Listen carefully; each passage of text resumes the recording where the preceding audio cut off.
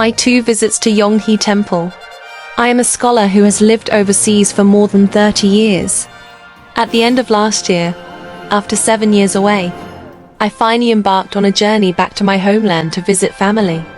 My biggest wish for this trip was to visit Mount Wutai, which I had first visited 40 years ago.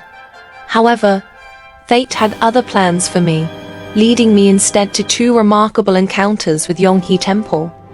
On my way back home, my flight was scheduled to depart from Beijing International Airport at 1 May, leaving me with a whole day to spend in the city. My family suggested a short visit to downtown Beijing.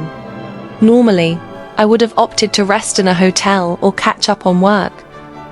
But for some reason, this time I readily agreed. Only when we arrived did I realize our destination was Yonghe Temple. My family had been speaking English with me, and I hadn't paid attention to the specific location.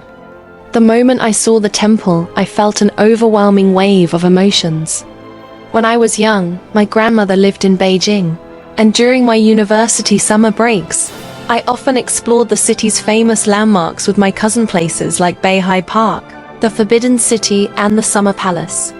However, I was too young at the time, and my memories of those visits had faded.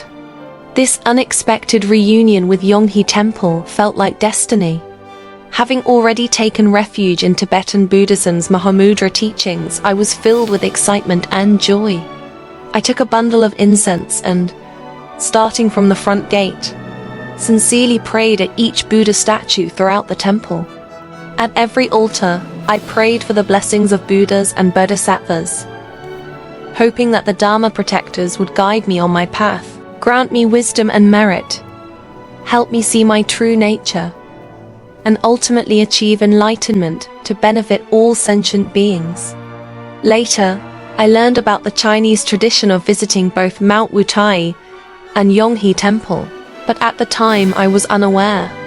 I thought that, just like my visit to Mount Wutai 40 years ago, this would be my only opportunity to visit Yonghe Temple in my lifetime. However, fate is always full of surprises. In December, I received an invitation to give a lecture in Beijing. Despite the deep winter chill of January, one of my accompanying university professors, a Buddhist studies expert, was particularly eager to visit Buddhist temples in Beijing, specifically requesting a visit to Yonghe Temple. This gave me the opportunity to return and serve as his guide. This second visit was entirely different from my first, which had been purely for pilgrimage. The professor shared insights into various Buddhist scriptures in multiple languages, enriching my understanding significantly. Just as before, I reverently prayed at each altar, again seeking blessings from the Buddhas and Bodhisattvas, and asking for guidance from the Dharma protectors, so that I could overcome worldly worries, cultivate wisdom and merit, see my true nature, and ultimately achieve enlightenment for the benefit of all beings. These 2 extraordinary experiences at Yonghe Temple have planted even deeper seeds of faith in my heart. I do not know what future encounters await me, but I look forward to them with great anticipation.